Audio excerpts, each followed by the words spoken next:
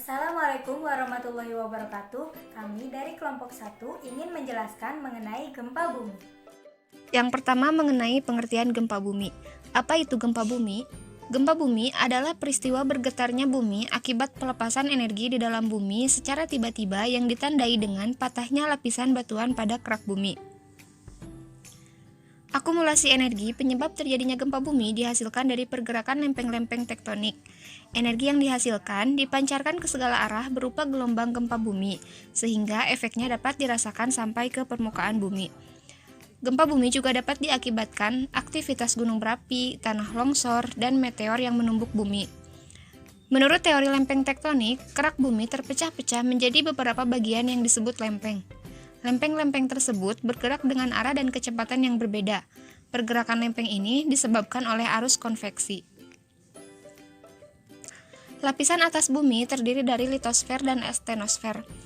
Litosfer mempunyai densitas yang lebih besar, mudah patah, dan bersifat kaku. Sedangkan astenosfer mempunyai densitas yang lebih kecil dibandingkan litosfer, serta bersuhu tinggi dan kental. Akibat gerakan perputaran bumi yang terus-menerus menimbulkan arus pada astenosfer yang bersuhu tinggi. Arus ini disebut arus konveksi.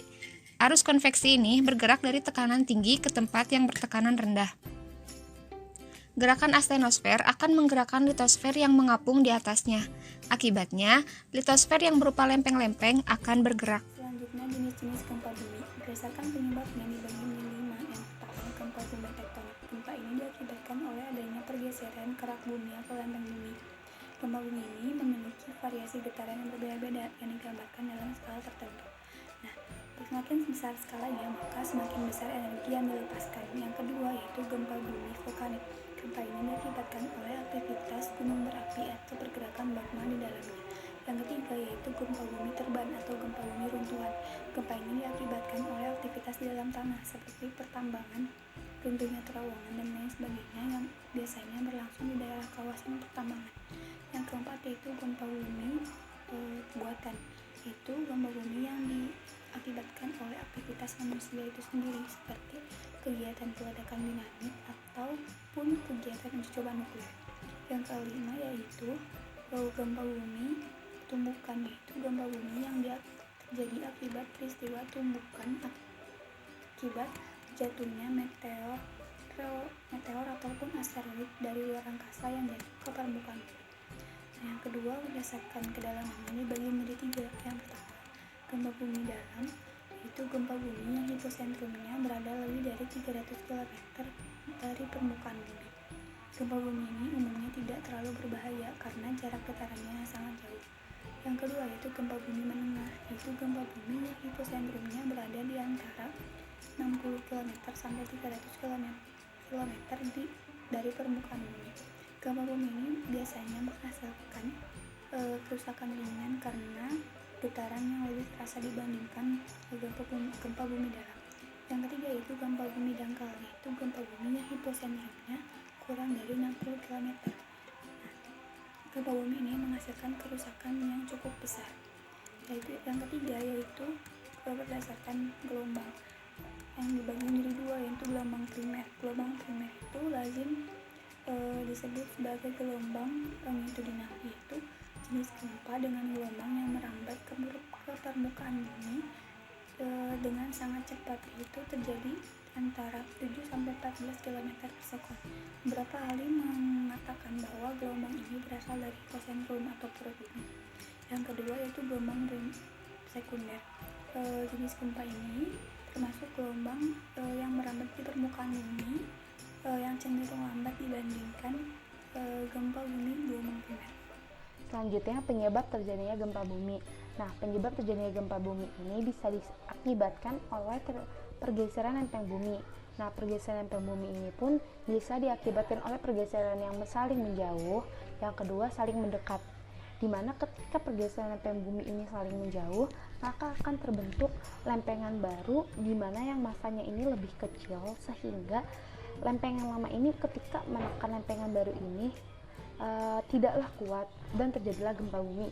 Yang kedua terjadinya lempengan yang saling mendekat.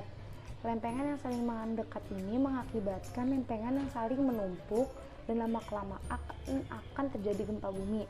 Yang kedua, akibat dari pergerakan magma gunung berapi. Akibat pergerakan magma ini dapat memunculkan gejala dari gempa bumi.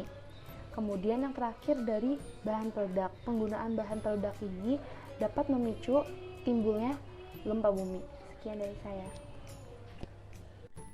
Apa saja sih ciri-ciri akan terjadinya gempa? Yang pertama, munculnya awan gempa bumi, yaitu awan yang berbentuk seperti angin puting beliung, pohon, atau batang dengan posisi tegak. Yang kedua, perubahan tingkah laku hewan. Hewan-hewan mulai gelisah dan menjauhi tempat di mana gempa akan terjadi. Yang ketiga, gangguan pada alat elektronik seperti gangguan pada sinyal handphone serta gangguan pada suara televisi. Yang keempat yaitu air tanah yang tiba-tiba menjadi surut. Ya, selanjutnya untuk dampak-dampak dari gempa bumi berdasarkan skala Richter, kurang dari 2 skala Richter, gempa bumi tidak terasa. 2-3 gempa hampir terekam oleh alat. 3-4 sering terasa tetapi tidak menimbulkan kerusakan. 4-5 diketahui dari getarannya perabot dalam ruangan dan suara gaduh bergetar yang menimbulkan kerusakan tetapi tidak terlalu signifikan. 5-6 menyebabkan kerusakan besar pada bangunan pada area yang kecil. Umumnya kerusakan kecil pada bangunan yang berdesain dengan baik.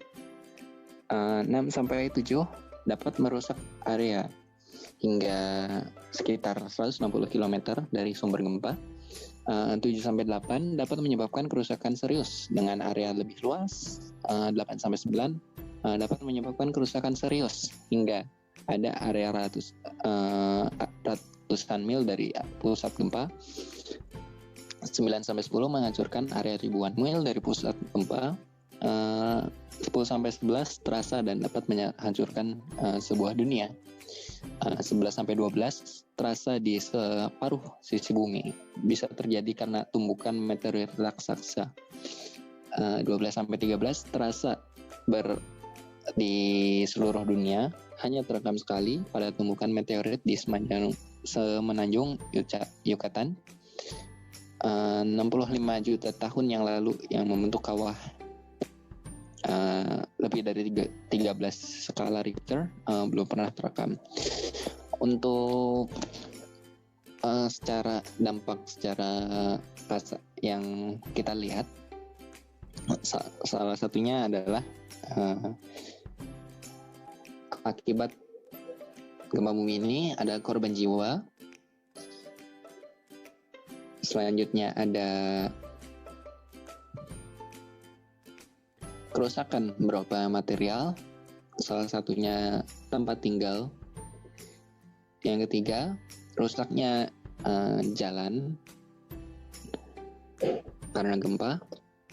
Yang kelima, menimbulkan tsunami yang gempa ini menimbulkan tsunami karena pusat gempanya itu ada di dasar laut, maka menimbulkan tsunami, dan tsunami menimbulkan kerusakan yang lebih besar lainnya. Yang keenam, ini gempa yang disebabkan oleh meteorit, menyebabkan kawah.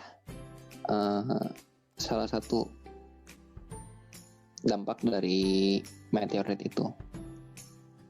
Dan gempanya itu terjadi saat tumbukannya. Terima kasih.